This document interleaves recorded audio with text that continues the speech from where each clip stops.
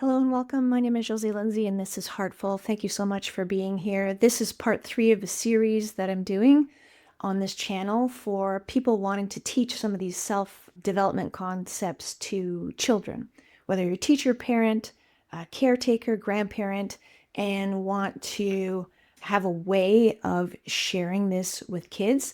So part 1 was on how to teach kids kindness. Part 2 was how to teach self-acceptance. And today what we're going to talk about is positive thinking. And the best way that I have figured out to teach this to kids is to compare the mind to a garden. So I call it the garden method. And the first time I ever heard about this was years ago in a book, As a Man Thinketh by James Allen, written in 1908. The language is a little bit ancient. It's sometimes a little bit hard to read because the language, just how we used to write in the early 1900s. But on page 9 here, I had taken notes, and this is a long time ago. This is probably 20 years ago, where he compares, he says, the human mind may be likened to a garden. And then later on, he says, just as the gardener cultivates the plot, keeping it free from weeds and cultivating the flowers and fruit which are required, so may we tend the garden of our mind, weeding out all the wrong, useless, and impure thoughts and cultivating towards perfection the flowers and fruits of right, useful, and pure thoughts. Good luck trying to say that to a kid, right? So I was like, whoa, that's a complicated way of saying. As soon as I read that, I'm like, oh, plant seeds of good thoughts, pluck weeds of bad thoughts. And this is what I've done, and this is why I'm able to teach kids these things is when I read things, I've read like a couple hundred books, and sometimes the concepts are like way out there. I'm able to take them and automatically get thoughts on how to say it simply. So because of that, I was able to create a kid's book. It's called Super Spark. There's some images behind me. That's the book I wrote. Every page has a different concept. I will read you the page later just so you can get a little bit more of an idea as well of how to explain positive thinking, which I will go into now. But I find if you're able to take some of those concepts, explain it very simply with illustrations that I did in the book, then kids really start to get it. So not only did I write an illustration book called Super Spark, where I took self-development concepts, superheroes, put them together, I then took that and went into schools. I did like a lot of the schools here, primary and high school, teaching these kids the way I'm teaching you how I use the language, and it was really successful. It resonated with kids. And I've talked to thousands of kids, and I've used this on my own kids. I have 2 boys, and the reason I had started kids' meditations, books, and all of this, because my kids were being bullied. I was looking for resources for this, and I couldn't find it. So if you're a parent, like I said, and you've got kids in your life, or a caretaker, grandparent, and you want to share this, I just want to save you years of what it was for me to try and find adult resources, translate them for kids, and it was quite the process. So I'm just saving you the time it took me to figure this out. So when I talk about the garden method, you just tell kids something like, okay, your mind is like a garden. So if you could picture a plot of land, so just like a patch of dirt, okay? And let's say you didn't plant anything on purpose and you just let that patch of dirt just be by itself. What do you think would happen? Most kids will understand that like weeds or grass, if it's unattended, it'll just have all the plants that you don't want, right? So then you're telling them that like thoughts are like that too. If you don't watch what's in your mind, a bunch of thoughts that you don't want sort of creep in there. And sometimes it's thoughts of other people and what they're telling you, and it sort of creeps in there. And if you're not mindful of what you're thinking, it takes over, and then that's what you start seeing in your life. So what you want to do is plant seeds of good thoughts. You want to plant the seeds of the things that you want. So in a garden, if you want cucumbers, it's simple, but you have to plant cucumbers, seeds, right? If you want flowers, you plant flower seeds, but not only that, what kind of flowers do you want? Do you want roses? Do you want, I don't know the names of flowers, or lavender, or herbs, or whatever. I'm not a gardener. It's a specific seed, and then you water those seeds, and then that will come. And actually, even when you're planting the things that you want in your garden, you'll notice that weeds, a little bit of weeds, pop up, and it's up to you to go and find those weeds and pluck them out so they don't suffocate your flowers or suffocate your carrots or cucumbers or whatever you're planting. So if you put it that way, kids sort of have a visual of like, oh yeah, that makes sense. But your thoughts are the exact same thing. Plant the things that are wanted. And you try to get them not to focus on material things. I mean, if it's something like, I really want a bike, and we're going to mix a little bit with this. When you're thinking of thoughts, it's very hard to take away that law of attraction of like your thoughts become things. So I have to sometimes blend the two so that kids understand that what they think about, they get. Often it's in school, like, so you'll have like, I have no friends. I hate school. The teachers are always mean to me. I always have, whatever. So there's certain things that are in kids' minds. And when you hear a certain thing over and over of whatever your kid is focused on, they'll have different things. You can just ask them to pivot, right? So what's that thing that you keep saying? Oh, you really don't want that thing? Pivot to the thing you do want. So let's take an example. I always sit alone on the bus. I hate the bus. The bus is the worst thing, like whatever they're complaining about. See, okay, that's fair. What would an ideal bus ride be? Like, what would it be? It would be more quiet. I would have somebody to sit with, or I'm always alone at lunch. It would be nice to sit with somebody. It would be nice to have friends, or whatever it is. You say, okay. So in their mind, you want them to start thinking of what they do want. Then that comes into law of attraction, where you imagine it, you feel what you want, and then you believe and start acting as if that were true. What that does is, whatever it is, or if you start picturing, you're like, I'm terrible at school, you start having an image that school is coming a little bit easier to you. The teachers are giving you a lot of help. You feel that you're trying your best, putting effort, you're getting great results. And then you start to show up differently because you can feel and imagine something else. So like I said, the positive thinking and what you get in life sort of goes together. The other thing, what thoughts are you having? What's the percentage, would you say, are positive to negative? And to try and pivot those. So number one is, what are you thinking about? A quote I like to use, and I put on the screen behind me when I'm talking to kids, is the Ford quote. It goes something like, whether you think you can or you can't, you're always right. Or whether you think you can or you can't, you're right. Something like that. Meaning, whether you think you can do something or you think you can't do something, you're right. And the kids will often be like, huh? Like, yeah. What are you repeating in your mind? I can do this. Like, I can do school, the sport, the whatever. It could be really simple things like learning how to ride their bike, or, that giving up quickly on something. I can't do this. It's too hard. It's when you catch a kid saying that, when you're a teacher, when it's your own kids, when you're a parent, like, well, if you keep saying that over and over, you're right. You know what else is true? When you tell yourself that you can. If you keep telling yourself that you can do something, guess what?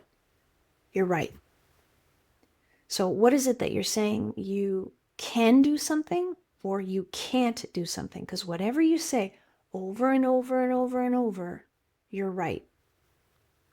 So that's another way for them to get the concept of whatever you're thinking, whatever you're saying, you're right. Another thing I like to talk about is whatever you think and you speak, you say, and you feel, it's like casting a spell. So maybe they're a little bit too young for Harry Potter, but like if they're talking about magic and spells or something like that, you can think of it like going out and it's casting a spell, and that'll come true. Whatever it is that you say, I can or I can't, that's another way of talking about it. So that garden is a great way of talking about the seeds and the weeds, planting and plucking, taking inventory of what you're thinking, and that quote of whether you think you can or you can't, you're right. I wouldn't use this all at the same time, but like as your kids are going through things, these are things that you can talk about here and there. Another one is talking about focus.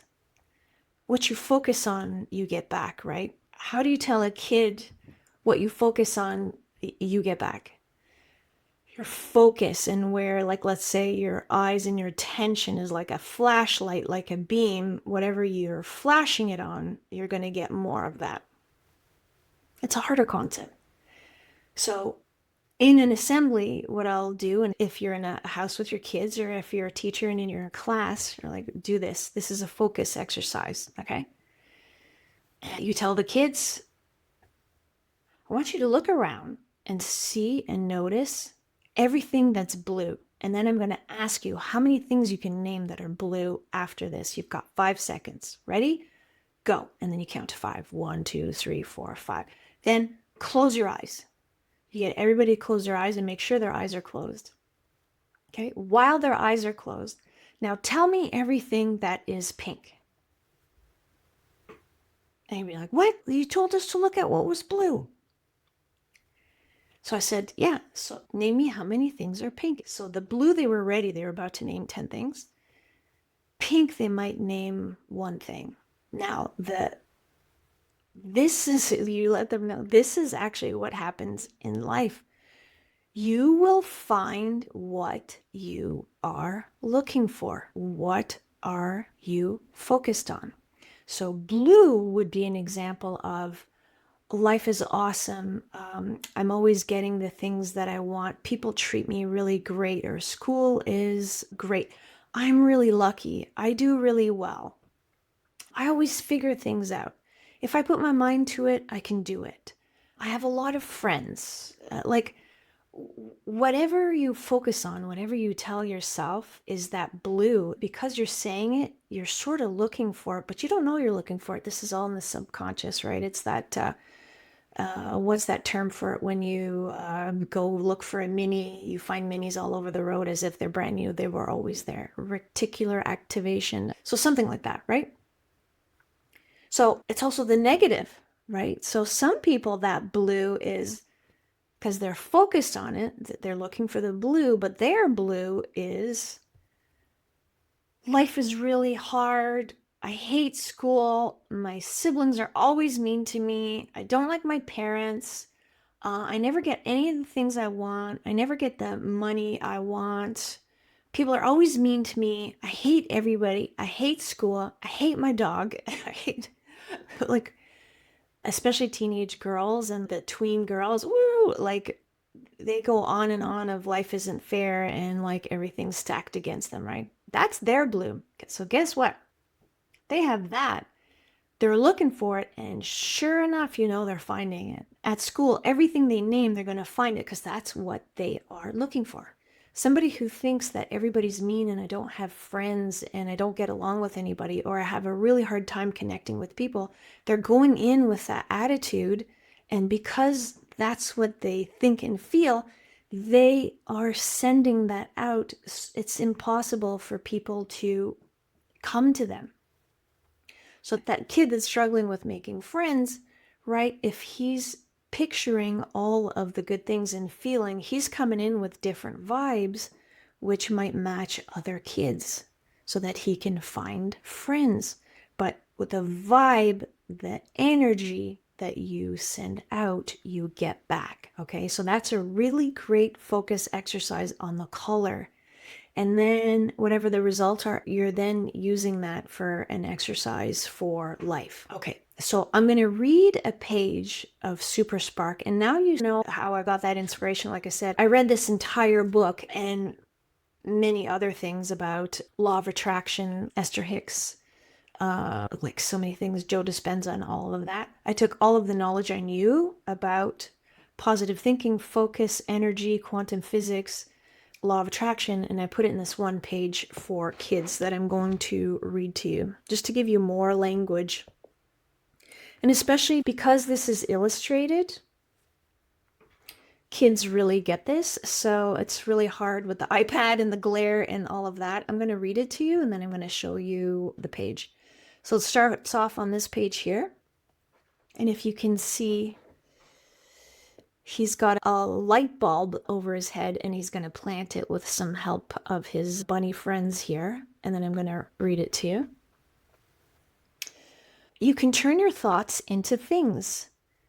It's a superpower that's as simple as can be. Your mind is like a garden, you see. Plant seeds of good thoughts, pluck weeds of bad thoughts. Water the seeds, be patient, and with a little help from Mother Nature, ta-da! Enjoy the fruits of your labor. Now, this is a magical enchanted forest. Often with little kids, I'd be like, I'm reading this and this is behind me on a big screen. Ma'am, excuse me. Why are the trees on fire?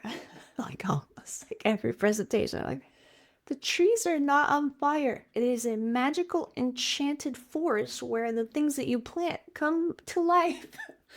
So I just wanted to get that. I actually had to add Field of Dreams here so that if you're a parent and you're going through an ebook, you're not going to be like, why are the trees on fire? And then recently I added this part to give actually parents and kids language, because it used to be different. So this is the part that I added here to make it easier for them to get the concept. Here's the key to attract what you want like a magnet. Imagine what you want in your mind. Feel it in your heart. Believe it, and you shall receive it. Okay, so that's what I'm talking about. You see how I have imagine, feel, and believe there? So that's how I've taken all of the things of, like, it can get into like, if you're doing this yourself, it's like all these books and all these things, and you're like, whoa. But if you can break it down to simple things, and sometimes like in a page like that, the simplest page, I have adults that have read this book and be like, I got more out of this kid's book and I get it, as opposed to like spending like what I did 3 years full time reading these concepts and almost confusing myself because sometimes I was doing it too much. So that's the language there. So you see how I'm talking about imagine, feel, and believe. And then every page will open a discussion point with your kids. So that's a resource that I have. It's, I think, $7.97 Canadian. And there's always a link down below. Free resources are, I have meditations that I've made for kids. You can find them down below. And also for adults, I have positive thinking, a video for adults. So maybe that would be good for you to watch some of the language that I use there for yourself when you're talking to your kids. That's also really helpful. So that's a free resource. So on my other YouTube page, there are free resources for children. And the other thing I just wanted to throw in here when we're talking about helping your kids and trying to teach them positive thinking, I say this to kids in an assembly or my own kids. It is impossible to think positively about everything all the time, and it is not ideal to do that. What we're striving for is like an optimistic mindset where a child and an adult can see everything and just try to spin it and try to find some optimism in life. Having said that, it is good to feel all of the emotions If something bad happens and you're sad, be sad. If something frustrating happens and you're angry, be angry. It is good to feel all of the emotions. Emotions is E-motion, energy in motion. So it is excellent for a kid to, when they feel something, to get it out, express emotion. And let's say they didn't make the team or whatever. It's okay to be upset, frustrated, mad, sad, crying, all of that. But like after a certain amount of time, let's say days or whatever, it's really important to be like, okay, so what are you thinking about? Oh, I just keep reliving that moment over and over about not making the team, and I'm not enjoying life anymore because I didn't make that team. Well, hello, us adults, like we're carrying crap from when we were kids, and we all are, right? Like that parent that left, that person that said that, that friend that betrayed you, that whatever. It's up to you to figure out how long to carry that. And it's good to talk to kids about emotions, expressing yourself, having an emotional intelligence. But when the time comes and you've, okay, like, these things are going to happen in life. It's ebbs and flows, but you're the only one that can get yourself out of it. And one of the ways to get yourself out of it and have a happy life overall is to take inventory. What are you thinking? What are you feeling? What are you believing? What are you saying? That's really important. So it's like lifelong skills.